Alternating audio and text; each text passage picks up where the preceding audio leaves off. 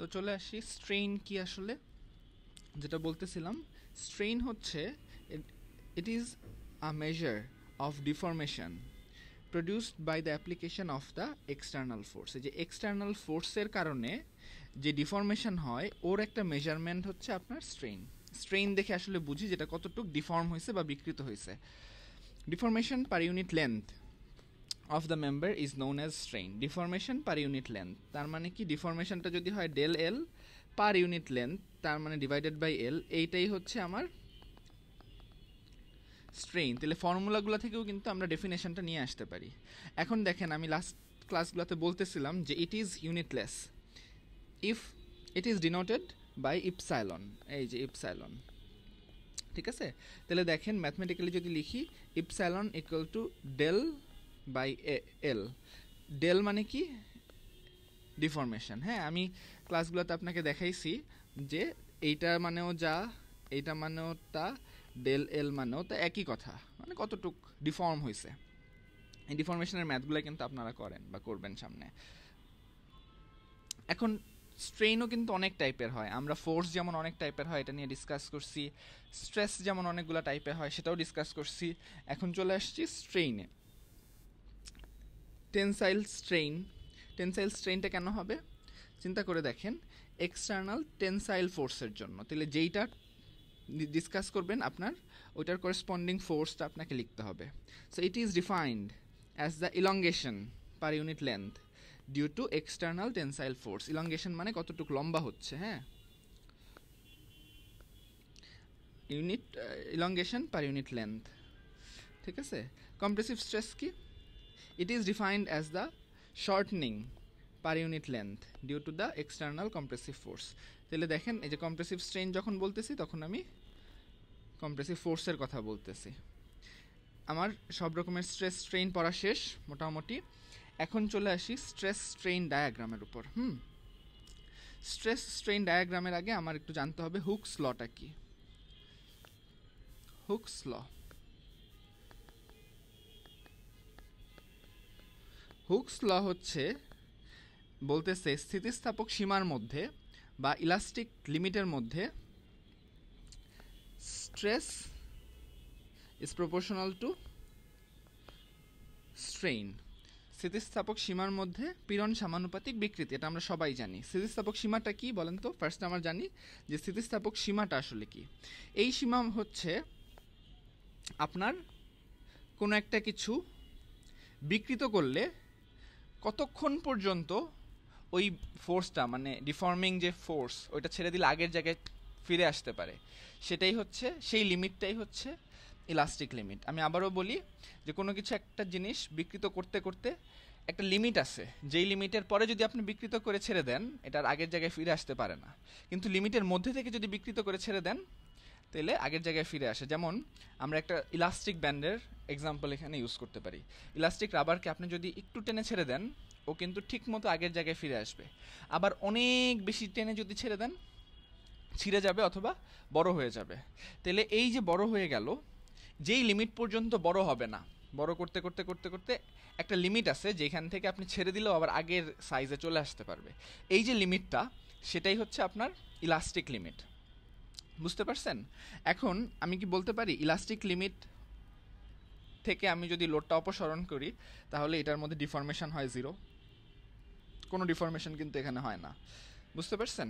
তো ওই লিমিটের মধ্যে রবার্ট হুক বলতেছে পীড়ন আর বিকৃতি একটা আরেকটা সমানুপাতিক। হ্যাঁ, সমানুপাতিক হওয়া মানে কি, আমি যদি গ্রাফ পেপারে দেখাই, এক সাইডে যদি স্ট্রেস রাখি আরেক সাইডে যদি স্ট্রেইন রাখি, হ্যাঁ, এটা ওয়াই অক্ষ, এটা হচ্ছে এক্স অক্ষ।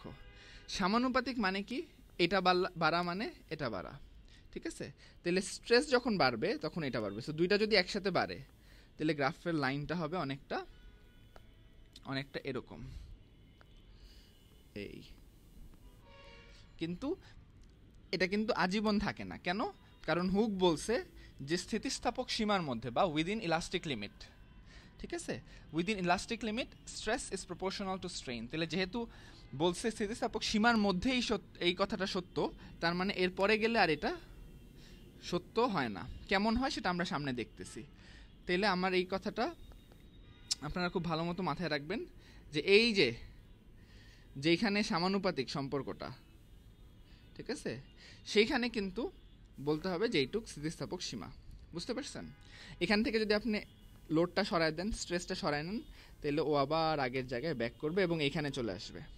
সো এখানে যখন আসবে তখন বলেন তো স্ট্রেইন বা ডিফরমেশন কত হবে? এখানে কিন্তু স্ট্রেইন বা ডিফরমেশন 0, স্ট্রেসও 0, স্ট্রেইনও 0। বুঝছেন? আচ্ছা, তারপর এটা হচ্ছে স্ট্রেস স্ট্রেইন ডায়াগ্রাম। আপনাদের সিভিল ইঞ্জিনিয়ার হিসেবে আপনাদের সবচেয়ে ইম্পর্টেন্ট ডায়াগ্রাম হচ্ছে এখন পর্যন্ত এইটা, স্ট্রেস স্ট্রেইন ডায়াগ্রাম। সেটাতে আমি আসতেছি, একটু পর দেখাচ্ছি সেটা। এখন আসি কিছু লিমিটের কথায়, যেগুলো আপনার জানতে হবে বিফোর ডিসকাসিং দিস গ্রাফ। এখন আসি, একটা হচ্ছে ফার্স্ট একটা প্রপোর্শনাল লিমিট। প্রপোর্শনাল লিমিট কি? It is the point up to which Hooke's law is applicable. বা এই যে ইলাস্টিক লিমিট যেটা বলছি সেটাই কিন্তু প্রপোর্শনাল লিমিট। হ্যাঁ, প্রপোর্শনাল মানে কি? একই সরল রেখা বা সমানুপাতিক। তাহলে সমানুপাতিক সীমা বা ইলাস্টিক লিমিট, ঠিক আছে? প্রপোর্শনাল লিমিট দেখেন, এই ইলাস্টিক লিমিট, প্রপোর্শনাল লিমিট খুবই কাছাকাছি দুটো পয়েন্ট, অনেক সময় এগুলোকে ডিস্টিংগুইশ বা আলাদা করা যায় না।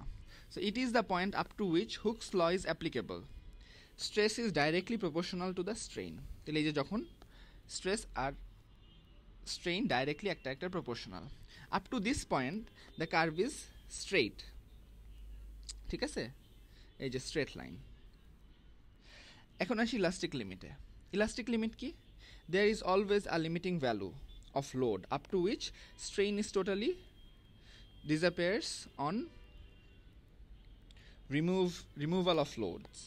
তাহলে দেখেন সে একটা পয়েন্ট আছে যেই পয়েন্টে আপনার স্ট্রেইন ডিসঅ্যাপিয়ার হবে, একদম টোটালি ভ্যানিশ হয়ে যাবে লোডটা সরায় নিলে। যেই মোমেন্টে লোডটা সরায় নিলে স্ট্রেইনটাও ডিসঅ্যাপিয়ার হবে। স্ট্রেইন মানে কি? ডিফরমেশনও ডিসঅ্যাপিয়ার হবে। সেটাই হচ্ছে আপনার, সেই পয়েন্টটাই হচ্ছে আপনার ইলাস্টিক লিমিট। তাহলে এই দুইটা পয়েন্ট আসলে গ্রাফ পেপারে খুবই খুবই কাছাকাছি থাকে। বুঝছেন? Material poses elastic nature and property, এখানে একটু কাটা পড়ে গেছে, আবারও যদি পড়ি, material poses elastic nature and property till elastic limit. তাহলে ইলাস্টিক লিমিট পর্যন্ত ইলাস্টিক প্রপার্টি থাকে। এরপরে গেলে বলেন তো কী হবে? এরপরে গিয়েও যদি আপনাকে লম্বা করেন এবং ছেড়ে দেন, সে আর আগের শেপে আসবে না, একটু বড় হয়ে থাকবে। বুঝতে পারছেন? সেটা হচ্ছে ইলাস্টিক লিমিট। তাহলে আপ টু দিস পয়েন্ট, দেখেন এরপর কি বলতেছে, up to this point material obtains its original configuration on removing load. আপনার লোডটা রিমুভ করলে, ইলাস্টিক লিমিট পর্যন্ত লোড রিমুভ করলে আপনি আগের শেপে, আগের সাইজে ব্যাক করতে পারি, এই যে অরিজিনাল কনফিগারেশন, ঠিক আছে? তাহলে আমি পুরাটা যদি একবারে বলি, there is always a limiting value of load up to which strain totally disappears on removal of loads, ঠিক আছে? ডেফিনেশন না, কিন্তু এটা আপনাকে আন্ডারস্ট্যান্ডিংটা বোঝাচ্ছে। Material possess elastic nature and property till elastic limit. তাহলে ইলাস্টিক নেচারটা আসলে কি সেটা আপনারা জানেন, রাবার ব্যান্ডের মতো আগে শেপে ফিরে আসার টেন্ডেন্সিটা। তাহলে এই পয়েন্ট পর্যন্ত এই প্রপার্টিটা থাকে, তারপর থাকে না। এবং এর মধ্য থেকে, মানে এই বাউন্ডারির মধ্য থেকে আপনি যদি স্ট্রেস সরায় নেন বা লোডটা সরায় নেন, এটা আবার ডিফর্ম হবে না, একদম ডিফরমেশনটা ডিসঅ্যাপিয়ার হবে। এখন আসি ইল্ড পয়েন্ট। পয়েন্ট তিনটা কাছাকাছি থাকে, সেটা আপনারা গ্রাফ পেপারে দেখবেন। এই যে দেখেন, এই তিনটা পয়েন্ট আপনাদের বোঝানোর জন্য দেখানো হয়েছে দূরে দূরে, কিন্তু অনেক কাছাকাছি থাকে তিনটা পয়েন্ট। এখন দেখি কি বলছে। ইল্ড পয়েন্ট কি? Yield point is the point at which there is an appreciable elongation on yielding of the material without any corresponding increase of load. তাহলে ইল্ড পয়েন্ট আসলে বলতেছে যে যেই পয়েন্টে একটা অ্যাপ্রিসিয়েবল ইলংগেশন হবে, মানে ইলংগেশনটা আপনার চোখে পড়বে without any corresponding increase of load. আপনি লোড না বাড়াই একটা পয়েন্টে গেলে দেখবেন জিনিসটা লম্বা হয়ে যাচ্ছে। এই পয়েন্টটাই হচ্ছে ইল্ড পয়েন্ট। বুঝতে পারছেন? যখন ইলাস্টিক লিমিট থেকে বের হয়ে যাবে, এর একটু পরে দেখবেন যে আপনি লোড বেশি বাড়াতে হচ্ছে না, কিন্তু ইলংগেশনটা মানে জিনিসটা লম্বা হয়ে যাচ্ছে, এই জিনিসটাই হচ্ছে ইল্ড পয়েন্ট।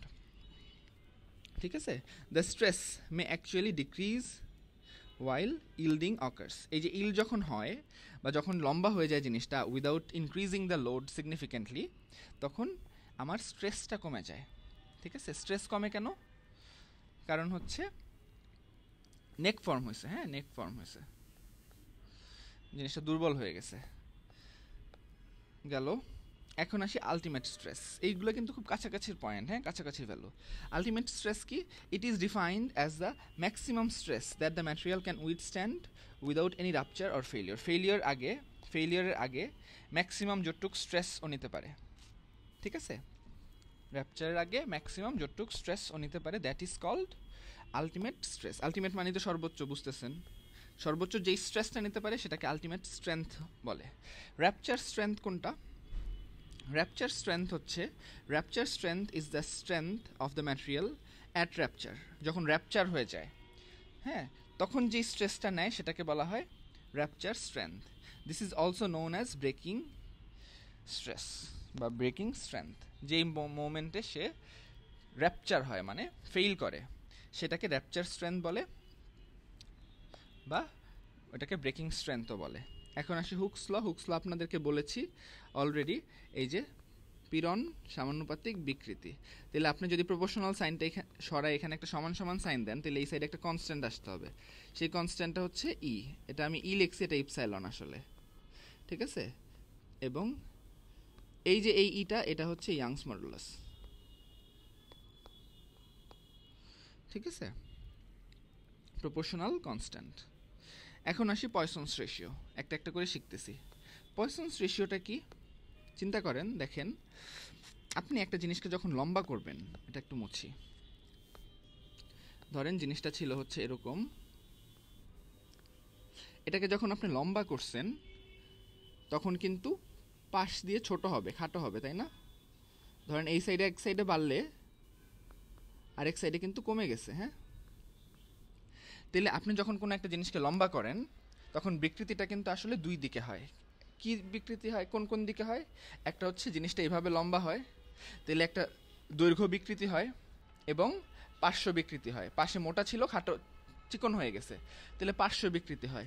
এই যে দুইটার অনুপাত, এই দুইটার অনুপাতই হচ্ছে আপনার পয়সনস রেশিও বা পয়সনের অনুপাত। আমি যদি দেখাই, দেখেন the ratio of lateral strain. Lateral strain মানে কি? এই যে এইটা পাশে দিয়ে যে কমতেছে, এটা হচ্ছে ল্যাটারাল, আর এইটা হচ্ছে লঙ্গিটিউডিনাল। ঠিক আছে, লম্বালম্বিভাবে যেটা, সেটা হচ্ছে লঙ্গিটিউডিনাল। তাহলে লঙ্গিটিউডিনাল স্ট্রেইন আর ল্যাটারাল স্ট্রেইনের যে রেশিওটা, সেটাই। তাহলে আমি যদি বলি the ratio of the lateral strain and longitudinal strain is a constant and it is known as Poisson's ratio. তাহলে ম্যাটেরিয়াল টু ম্যাটেরিয়াল ভেরি করে। ঠিক আছে, কোনো জিনিস আছে বেশি লম্বা হইলে পাশে চিকন হয় কম, কোনো জিনিস আছে পাশে চিকন হয় বেশি। ঠিক আছে, আবার এক্সেপশনাল কিছু কেসে টানলে মোটাও হয়ে যায়, এরকমও আছে।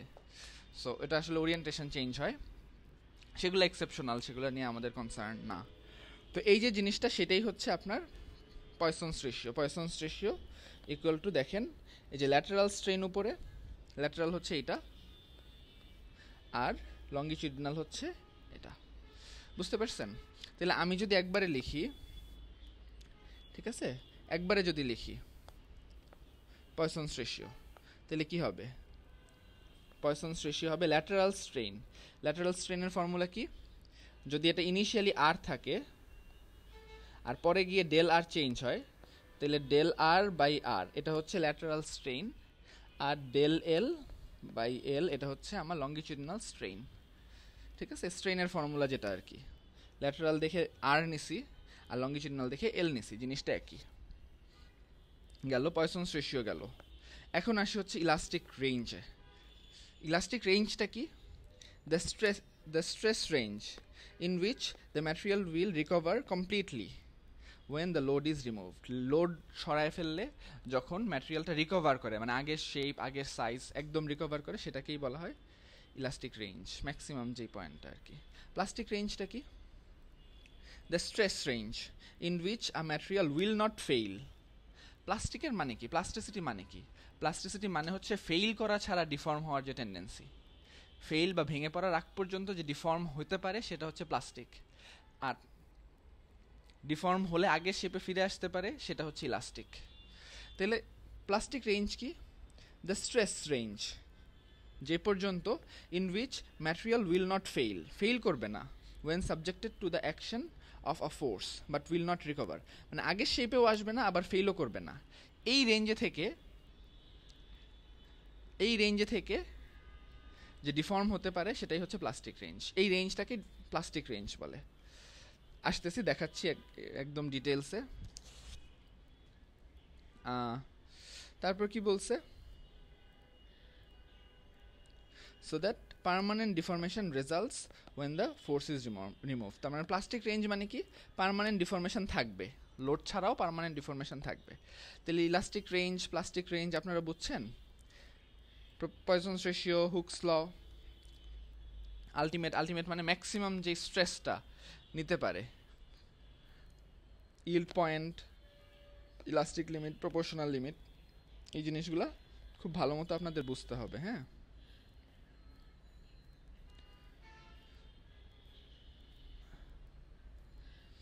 চলে আসি হচ্ছে নেকিং মানে কি? নেক ফরমেশন। আমি আপনাদেরকে একটু দেখাই।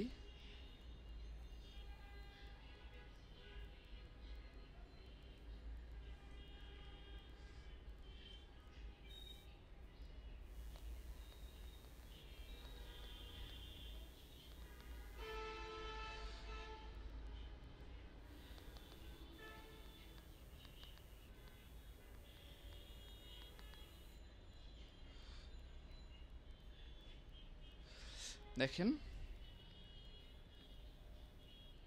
একটু দেখি যে কোনটা ভালো মতো বলছে।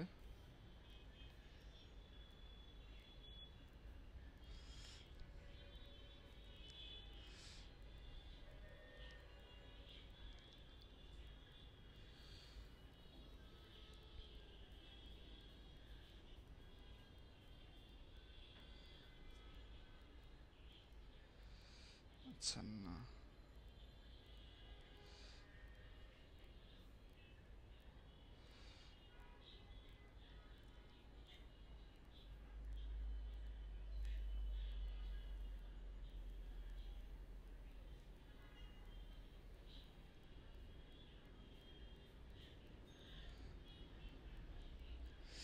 এই যে দেখেন,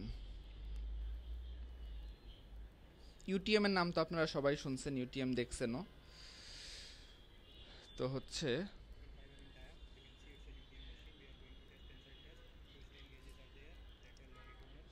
এই যে এই হচ্ছে দেখেন, দুই সাইড থেকে এটাকে টানবে। এখন টানলে এখানে আপনার স্ট্রেস স্ট্রেইনটা দেখাবে। দেখেন যে টানতেছে, লোড দিচ্ছে, এদিকে ডিফর্ম হচ্ছে, ঠিক আছে? এই যে এক সময় গিয়ে ইল্ড পয়েন্ট হয়ে গেল,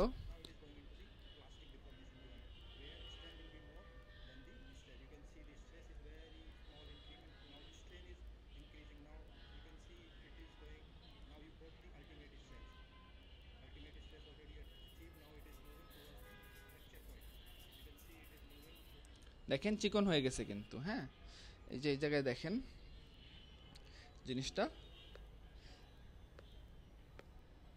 এই জায়গায় দেখেন জিনিসটা কিন্তু এই যে চিকন হয়ে গেছে। হ্যাঁ, ফার্স্টে আমি দুই সাইড থেকে টানতেছিল, টানার পর এক সাইডে ডিফরমেশন আর লোডের গ্রাফটা আঁকতেছে, লোড যত দিচ্ছে ডিফর্ম হচ্ছে, তারপর এক সময় ইল্ড পয়েন্ট অ্যাচিভ হইলো, তারপরে দেখেন অনেক বাড়ছে। তাহলে এই যে এরপর কিন্তু আর ডিফর্ম হচ্ছে, বাট লোড কিন্তু আর বাড়তেছে না, বা স্ট্রেস কিন্তু আর বাড়তেছে না, ঠিক আছে? তাহলে এইখানে যে ম্যাক্সিমাম যেই স্ট্রেসটাও নিতে পারলো সেটা হচ্ছে বলে আলটিমেট স্ট্রেস বা আলটিমেট স্ট্রেংথ। তারপর দেখেন কি হয়, নেক ফর্ম হলো, এই যে নেক মানে কি ঘাড়ের মতো। হ্যাঁ, এই যে দেখেন জিনিসটা আসলে এরকম গিয়ে ঘাড়ের মতো হয়ে যায়। তো যে জায়গাটা দুর্বল হয়ে যায় সে জায়গাটা এরকম ন্যারো হয়, ন্যারো হয়ে হয়ে হয়ে হয়ে এক সময় এই জায়গাটা কমতে কমতে এই জায়গাটা আলাদাই হয়ে যায়। তাহলে এই যে ঘাড়ের মতো হয়ে গেছে দেখেন আপনাদের ঘাড়ের মতো, তাহলে এই যে এটাকে বলা হয় নেকিং, এই জন্য এটাকে নেকিং বলে। বুঝতে পারছেন? তো দেখেন কি হচ্ছে,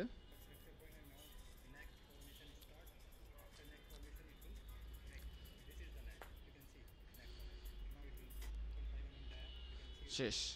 তাহলে এটা হচ্ছে আপনার এক্সপেরিমেন্ট ছিল, এটা আপনারা সবাই মোটামুটি করছেন ইউটিএমে।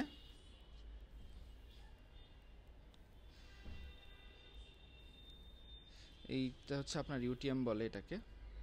তো এই হচ্ছে আপনার এক্সপেরিমেন্টটা। এখন দেখি যে আসলে আরও কিছু জিনিস দেখা যায় কিনা। ওয়েন কি বলতেছে দেখেন, when a body is subjected to loading, the cross-sectional area of the body gradually decreases after ultimate stress point towards its weakened position on the body. ঠিক আছে? The phenomenon of reducing cross sectional area, এই যে cross sectional এরিয়াটা নেক যখন হয় তখন কিন্তু আপনি দেখবেন যে আসলে যখন এরকম থাকে তখন যে ক্রস সেকশনাল এরিয়াটা থাকে এখানে, হ্যাঁ, আর যখন নেক ফর্ম হয় তখন এখানে যে ক্রস সেকশনাল এরিয়াটা কিন্তু কমে যায়, তাই না? প্রস্থচ্ছেদটা এই জায়গার কমে যায়। তো এই জিনিসটাই বলতেছে। আবারও যদি বলি, when a body is subjected to loading, the cross-sectional area of the body gradually decreases after ultimate stress. এই যে আলটিমেট স্ট্রেসের পর ক্রস সেকশনাল এরিয়া কমতে থাকে, আলটিমেট স্ট্রেসের পরে কিন্তু এটা, হ্যাঁ, towards it's weekend position on the body, এই যে বডির উইকেন্ড পজিশনটাতে কমতে থাকে ক্রস সেকশনাল এরিয়া। এই ঘটনাটাকেই বলা হয় necking. Just after formation of neck failure occurs on the body, neck ফর্মের পরেই কিন্তু failure occurs in the body and finally the body gets broken. বুঝছেন? এই যে নেকিং। ক্লিয়ার? এখন আপনাদের সাথে স্ট্রেস স্ট্রেইনের কার্ভটা নিয়ে কথা বলতে পারি আমি।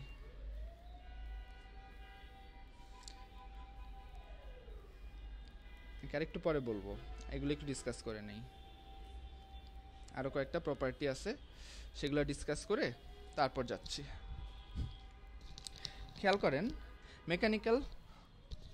মেকানিক্যাল প্রপার্টিস অফ এ ম্যাটেরিয়ালের, যে কোনো একটা সলিড ম্যাটেরিয়ালের কিছু মেকানিক্যাল প্রপার্টিস থাকে, যেমন স্ট্রেংথ মানে কি? স্ট্রেংথ মানে শক্তি। The ability of a material to withstand on support a load without fracture is called strength. তার মানে ভেঙে যাওয়া ছাড়াও সে কিছু লোডকে সাপোর্ট করতে পারার ক্ষমতাটাকেই বলা হয় স্ট্রেংথ। যেমন পানির কোনো স্ট্রেংথ নাই, ঠিক আছে, ওর নিজের শেপই নাই। আবার একটা কনক্রিট কিন্তু ভেঙে যাওয়ার আগে সে একটা লোড ক্যারি করতে পারে, লোড করতে পারে। এটাই হচ্ছে আপনার স্ট্রেংথ। পানিতে ভেসে থাকে যে এটা বলতে পারেন আপনি, বাট এটা একটু বুয়েন্সি, মানে প্লবতার কারণে ভাসে, ঠিক আছে। পানির ওইভাবে স্ট্রেংথ নাই। ইলাস্টিসিটি কি? ইলাস্টিসিটিও একটা ক্ষমতা। কোন ক্ষমতা? ডিফর্ম হওয়ার পর বা বিকৃত হওয়ার পর আবার আগের অবস্থায় ফিরে আসার যে ক্ষমতা, সেটাকে বলা হয় ইলাস্টিসিটি। যেমন রাবার ব্যান্ড বা প্যান্টের ইলাস্টিক, বড় হলেও ছেড়ে দিলে আবার আগের শেপটাতে চলে আসে, এটাই ইলাস্টিসিটি। তারপর কি? Modulus of elasticity. Modulus of ইলাস্টিসিটিটা আসলে কি? The slope on the straight line, ঠিক আছে। এই যে আপনাদের একটা গ্রাফ শিখাবো আমি একটু পর, ঠিক আছে। প্রপোর্শনাল লিমিটের মধ্যে স্ট্রেস স্ট্রেইন হয় কি? একটা সরল রেখা, তারপর এরকম হয়। তাহলে এই যে এই লাইনটা একটা স্লোপ আছে না, এই স্লোপটাই হচ্ছে আপনার মডুলাস অফ ইলাস্টিসিটি।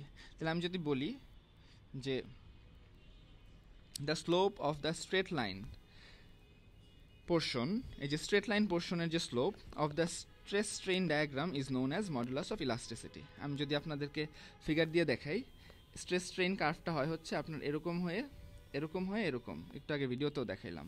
তাহলে এখানে স্ট্রেস লাইন পার্ট কোনটা আছে? এই যে এই জায়গায়। তাহলে এখানের যে স্লোপটা আছে, এটার যে স্লোপ বা এটার যে ঢাল, সেই ঢালটাই হচ্ছে আপনার, ঢালটা বের করে কিভাবে? সেই, হ্যাঁ, রাইজ বাই রান, বা এটা বাই এটা, এটা বাই এটা, এরকম। তাহলে এই যে স্লোপটা, সেটাই হচ্ছে আপনার মডুলাস অফ ইলাস্টিসিটি। প্লাস্টিসিটি কি? প্লাস্টিসিটি হচ্ছে ফেইল করা ছাড়া, ফেইল করার আগে যে ডিফরমেশনটা হতে পারে, সেটাই হচ্ছে প্লাস্টিসিটি। ইলাস্টিক লিমিটের পরে এবং ফেইল করার আগে, এটা হচ্ছে আপনার plasticity, the ability of a material to withstand permanent deformation without failure. এখানে পার্মানেন্ট ডিফরমেশন ওয়ার্ডটা থাকতে হবে কেন? কারণ শুধু ডিফরমেশনের মধ্যে আবার দুইটা পার্ট আছে, একটা পার্মানেন্ট, একটা মানে টেম্পোরাল বা একটা ক্ষণস্থায়ী, ঠিক আছে? তাইলে পার্মানেন্টটার জন্য প্লাস্টিসিটি হয়, আর টেম্পোরারিটার জন্য আপনার ইলাস্টিসিটি হয়। মডুলাস অফ রিজিডিটি দেখেন, ইলাস্টিসিটির পর আসছে মডুলাস অফ ইলাস্টিসিটি, প্লাস্টিসিটির পর আসছে মডুলাস অফ রিজিডিটি। দেখি মডুলাস অফ রিজিডিটি কি বলে। ইট is defined as the ratio of shear stress to the corresponding shear strain. যে শিয়ার স্ট্রেসটা হয় ওইটা আর যে শিয়ার স্ট্রেইনটা হয়, এই দুইটার যে রেশিও সেটাকেই বলা হয় হচ্ছে মডুলাস অফ রিজিডিটি। এই জিনিসটা হয় হচ্ছে কিসে? ইলাস্টিক লিমিটের ভিতরে। ইলাস্টিক লিমিট কোথায় থাকে আমি যদি দেখাই, একটু আগেও দেখাইছি আপনাদেরকে। ফার্স্টে তো এরকম যায়, তারপর গিয়ে এরকম। তাহলে ইলাস্টিক লিমিটটা আসলে কোথায়? ইলাস্টিক লিমিটটা আসলে এইখানে। প্লাস্টিক লিমিটটা কোথায়? প্লাস্টিক লিমিটটা আসলে এখানে। হ্যাঁ, তাহলে এখন এখানে যে শিয়ার স্ট্রেস হয়, শিয়ার স্ট্রেইন হয়, এগুলোর যে রেশিও সেটাই হচ্ছে আপনার মডুলাস অফ রিজিডিটি। বুঝছেন? এই যে তাহলে মডুলাস অফ রিজিডিটিকে আমি বলতে পারি shear strain divided by shear shear stress divided by shear strain. আচ্ছা, স্টিফনেসটা কি? Stiffness is the property of a material to withstand high stress without deformation. একটা জিনিস যত স্টিফ সে তত বেশি লোড ক্যারি করতে পারে উইদাউট ডিফরমেশন। এখন আমি যদি বলি যে একটা রাবার ব্যান্ড আর একটা স্টিল বা লোহা, এই দুইটার মধ্যে কার স্টিফনেস বেশি, কে বেশি লোড নিতে পারে উইদাউট বিং ডিফর্মড? অবশ্যই স্টিল, তাই না? কারণ স্টিলে ধরেন 1 কেজি লোড দিলে ও ডিফর্ম হবে না, বা হইলেও খুব কম হবে, বা আধা কেজি লোড দিলে হয়তো ডিফর্ম হবেই না। কিন্তু রাবারের মধ্যে যদি আধা কেজি লোড আপনি দেন তাহলে কিন্তু অনেক বেশি ডিফর্ম হবে। তাইলে কে বেশি লোড নিয়ে ডিফর্ম কম হয় সেটার উপর ভিত্তি করে কিন্তু স্টিফনেসটা বেশি। হার্ডনেসটা কি? Hardness is the property of a material resist plastic deformation. ঠিক আছে, প্লাস্টিক ডিফরমেশন রেজিস্ট করা। যে প্লাস্টিক ডিফরমেশন কি? Deform without failure. সো এই জিনিসটা যে রেজিস্ট করতে পারে সেটা তত বেশি শক্ত বা হার্ড। হার্ড জিনিসকে আপনি ডিফর্ম সহজে করতে পারেন না। ঠিক আছে। টাফনেস কি? Toughness is the ability of a material to withstand shock loading on the impact before failure is known as toughness. Shock loading মানে হুট করে যে লোড, বা ইম্প্যাক্ট মানেও কিন্তু হুট করে লোড। আপনারা পড়ে থাকবেন ঘাত বল নামে একটা বল আছে যেটা হুট করে আসে। তাহলে এইটা যে আপনি রেজিস্ট করতে পারার ক্ষমতা, সেটা হচ্ছে টাফনেস। যদি টাফনেস বেশি হয় তাহলে শক লোড বা ইম্প্যাক্ট লোডগুলো সে উইথস্ট্যান্ড করতে পারে ভালো মতো। হ্যাঁ, ফেল করার আগে হুট করে ফেল করে না। ব্রিটেলনেস কি? ভঙ্গুরতা, বাংলা হচ্ছে ভঙ্গুরতা। Brittleness is the property of the material by virtue of which it breaks without significant plastic deformation. Plastic deformation ছাড়াই যে ভেঙে যায়, এই প্রপার্টিটাকেই বলা হয় ব্রিটেলনেস। যেমন গ্লাস কিন্তু ডিফর্ম বেশি হয় না, অল্প একটু ডিফর্ম হলেই কিন্তু ভেঙে যায়। কেন? কারণ ও হচ্ছে প্লাস্টিক ডিফরমেশন অ্যালাউই করে না, এই জন্য আমরা গ্লাসকে বলি ব্রিটল। ঠিক আছে। ডাক্টিলিটি কি? লাস্ট ক্লাসে বলছিলাম যে ductility is defined as the ability of a material to deform in the plastic range without breaking. তাহলে প্লাস্টিক রেঞ্জের মধ্যে ভাঙা ছাড়া যে ডিফর্মটা হইতে পারে সেটাই হচ্ছে ডাক্টিলিটি। বুঝছেন? তো দেখেন এটা কিন্তু খুব ইম্পর্টেন্ট স্টিলের ডাক্টিলিটি টেস্ট হয় এবং তারা বলে যে এটা খুব ductile material. Ductile material use করা, আমরা as an engineer we need to use ductile material. কেন জানেন? ডাকটাইল ম্যাটেরিয়াল আসলে কি? এটা হচ্ছে আপনার ফেইল করার আগে প্লাস্টিক রেঞ্জের মধ্যে ডিফর্ম হওয়ার যে ক্ষমতা, তাই না? তো ধরেন আপনি একটা বিল্ডিং বানালেন, ঠিক আছে? এই বিল্ডিংটা আপনি তো চাবেন হুট করে ভেঙে পড়ুক, তা আপনি অবশ্যই চাবেন না। আপনি চাবেন যে ভেঙে পড়ার আগে একটু বাঁকা টাকা বা ফেটে পড়ুক বা একটু ফাটল ধরুক, যেন আপনি বুঝতে পারেন যে এটা ইটস অ্যাবাউট টু ব্রেক। আপনি যেন আপনার মালামাল, আপনার যে পরিবার পরিজন আছে ওদের নিয়ে বের হয়ে যেতে পারেন। সো এই জিনিসটা স্টিলের ডাক্টিলিটি আপনাকে দেয়। যদি স্টিল ব্রিটেল হইতো তাহলে লোড ক্যাপাসিটি পার করার আগে বা পার করার ঠিক পরপর ভেঙে যাইতো, আপনি ডিসিশনও নিতে পারতেন না যে যাবো কিনা, আপনি ইভেন বুঝতেনও না যে আসলে কি লিমিট ক্রস করতেছে কিনা। এই যে একটা ওয়ার্নিং যে লিমিট ক্রস করতেছে, বেঁকে যাচ্ছে, ভেঙে যাচ্ছে, এই যে ওয়ার্নিংটা দেয় হচ্ছে আপনার এই ডাক্টিলিটি, এটা আপনার মাথায় রাখতে হবে। হ্যাঁ, ডাক্টিলিটি না থাকলে আসলে সম্ভব না। এই যে জাপান যেখানে ভূমিকম্প প্রবণ বা আর্থকুয়েক প্রোন যে রিজিয়নগুলো আছে বিভিন্ন, ওখানে আমরা ডাক্টিলিটি সহ স্টিল ইউজ করি, যেন ভাঙার আগে আমরা বুঝতে পারি যে ভেঙে গেছে। ইভেন আপনি একটা বিল্ডিংকে দেখবেন যে পুরান বিল্ডিংগুলো হেলে পড়ে, ঠিক আছে, ডিরেক্ট কিন্তু ভেঙে পড়ে না, হেলে পড়ে। সো হেলে পড়লে আসলে বুঝতে পারেন যে এটা ক্যাপাসিটি সারপাস করে গেছে, ক্যাপাসিটি ওভার হয়ে গেছে। সো ডাক্টিলিটি আপনাকে এই ইয়েটা দেয়। ব্রিটেলনেস আমরা কখনোই চাই না, কারণ ব্রিটেলনেস মানে কি হুট করে ভেঙে যাবে, আর হুট করে যদি ভেঙে যায় আপনি কিন্তু অ্যাজ এ রেসিডেন্ট আপনি কিন্তু ওয়ার্নিংটা পাবেন না। টাফনেসও বললাম যে শক লোডগুলো, ধরেন হুট করে একটা ভূমিকম্প হইলো, ভূমিকম্পটা কিন্তু ইম্প্যাক্ট লোড, আস্তে আস্তে কিন্তু পড়ে না, এই লোডটা হুট করে পড়ে। তাহলে এই হুট করে পড়া লোডটার এগেনস্টে ভেঙে যাওয়ার আগে যে পরিমাণ লোড বা যে পরিমাণ ইম্প্যাক্ট লোড সে উইথস্ট্যান্ড বা ক্যারি করতে পারে সেটাকে বলা হয় টাফনেস। এই গেল, এই প্রপার্টিগুলো আপনারা যে কোনো স্ট্রাকচারাল ইঞ্জিনিয়ারিংয়ে আপনার লাগবে, এগুলোর উপর ভিত্তি করে আপনি কোন স্টিলটা ইউজ করবেন সেটা আপনারা ডিসিশন নেবেন। ইভেন কোন ম্যাটেরিয়ালটা ভালো হবে এই আমার সিচুয়েশানে, যেমন আপনাকে বললাম আমি এক্সাম্পল হিসাবে, জাপানে আপনি কিন্তু ডাকটাইল জিনিস আপনি চাবেন, আবার এমন বেশি ডাকটাইলও হবে না একদম লিমিটের বাইরে, তাহলে ওই জিনিসগুলো বেশি প্লাস্টিক ডিফর্ম হবে, ওগুলার মানে অত বেশি না, সুবিধার না, কিন্তু একটা ductility, certain amount of ductility ওর থাকতে হবে। বুঝতে পারছেন? মডুলাস অফ রিজিডিটি বললাম। এখন আসি হচ্ছে আপনার স্ট্রেস স্ট্রেইন কার্ভে। স্ট্রেস স্ট্রেইন কার্ভটা খুবই ইম্পর্টেন্ট একটা গ্রাফ, এটা আপনার অ্যাজ অ্যান ইঞ্জিনিয়ার লাগবেই। আমি যদি দেখাই, দেখেন এক সাইডে থাকে স্ট্রেস আর এক সাইডে থাকে স্ট্রেইন, তাহলে এই জন্য এটাকে বলা হয় স্ট্রেস স্ট্রেইন কার্ভ। তো দেখেন যখন আপনি লোড দিচ্ছেন, লোড দেওয়া মানে কি? লোড দেওয়া মানে কিন্তু F/A অথবা P/A, এটা ক্রস সেকশনাল এরিয়া তো অবশ্যই আছে। লোড দেওয়া মানে কিন্তু স্ট্রেস দেওয়া, বুঝতে পারছেন? তাহলে এই যে স্ট্রেস যখন দিবেন তখন কিন্তু ও ডিফর্মও হবে, ও লম্বাও হবে। ধরেন এরকম ছিল, আপনি যখন এই সাইডে লোড দিবেন আর এই জায়গায় একটা ক্রস সেকশনাল এরিয়া আছে অলরেডি, তখন কিন্তু ও লম্বা হবে। তার মানে আপনি লোড দিচ্ছেন, স্ট্রেস দিচ্ছেন এবং ডিফর্মও হচ্ছে। এটা সমানুপাতিক বা এই যে সরল রেখা, যত হচ্ছে, যত স্ট্রেস পড়তেছে তত বেশি ডিফর্ম হচ্ছে। কিন্তু একটা মোমেন্ট পরে তখন এই সরল রেখাটা সরল রেখা থাকবে না, কি হবে? এই রুলটা ভায়োলেট করবে। আপনাকে ওই গ্রাফে যেটা দেখালাম একটু আগে, ঠিক আছে? প্রপোর্শনাল লিমিট পার হয়ে গেলে এরপর ইলাস্টিক লিমিটটাও পার হয়ে যায়, এবং এরপর ইল্ড পয়েন্ট, ডেফিনেশনগুলো সবগুলো আপনারা জানেন। এটা পার করার পরে তখন কিন্তু আর স্ট্রেট লাইন থাকে না, তখন আপনার একটা জোন আপনি পার করে ফেলেন। এটা কোন জোন বলেন তো? বুঝতে পারছেন? বারবার বলতেছি, ইলাস্টিক জোন। এখন ইলাস্টিক জোন পার করে ফেললে আপনার শুরু হয়ে যায় প্লাস্টিক জোন। এই যে ইলাস্টিক জোন গেল, এখন হচ্ছে আপনার প্লাস্টিক জোন। প্লাস্টিক জোনে কি হয়? এই যে এটা হচ্ছে আপনার প্লাস্টিক জোন। এখানে প্লাস্টিক জোনের মেইন নিয়ে কি ডিফর্ম হবে, ডিফর্ম কিন্তু এখানে হবে।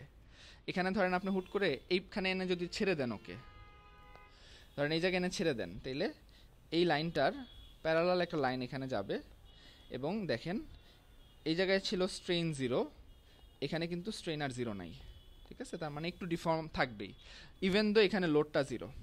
এই পয়েন্টে দেখেন, এই পয়েন্টে লোড কিন্তু 0, এই যে 0, বাট স্ট্রেইন কিন্তু 0 না, স্ট্রেইনটা কিন্তু অনেকটুকুই মোটামুটি আছে। তাহলে এইখানের যে কোনো পয়েন্টে আপনি ছেড়ে দিলে একটা পার্মানেন্ট ডিফরমেশন ওর থাকবে, বুঝছেন? এই জন্য এটাকে বলা হয় প্লাস্টিক জোন। এবং একটা প্লাস্টিক জোনের শেষ পর্যায়ে র্যাপচার হয়, ঠিক আছে? লেখাটা হয়তো বোঝা যাচ্ছে না।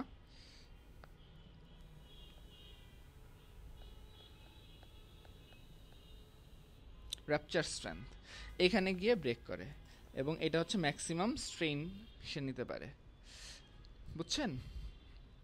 এই গেল। এখন এইখানে আপনারা বলতে পারেন যে এটা উঠে গেল কেন?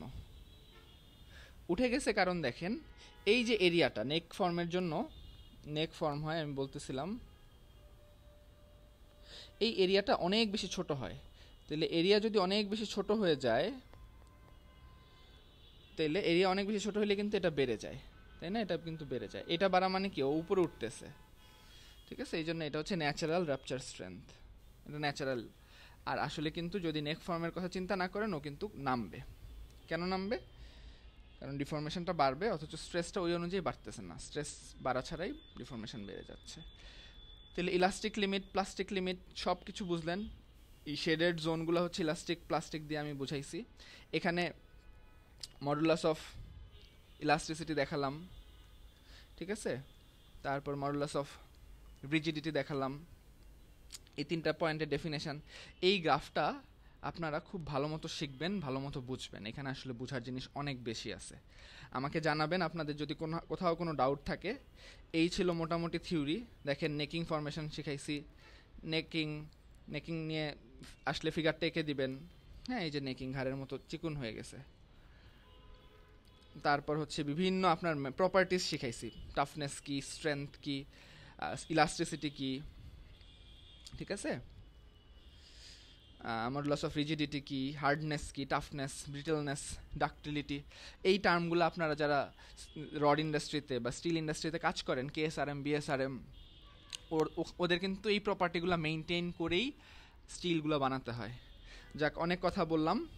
এইগুলো আপনারা খুব ভালো মতো পড়েন, এবং আমি পড়ানোর সময় অনেক কিছু বলছি, অনেক কিছু মার্ক করে দিছি। দেখবেন প্রত্যেকটা ডেফিনেশনে কিন্তু ওই জিনিসগুলো যেন থাকে। হ্যাঁ, পয়সনস রেশিও কি খেয়াল রাখবেন।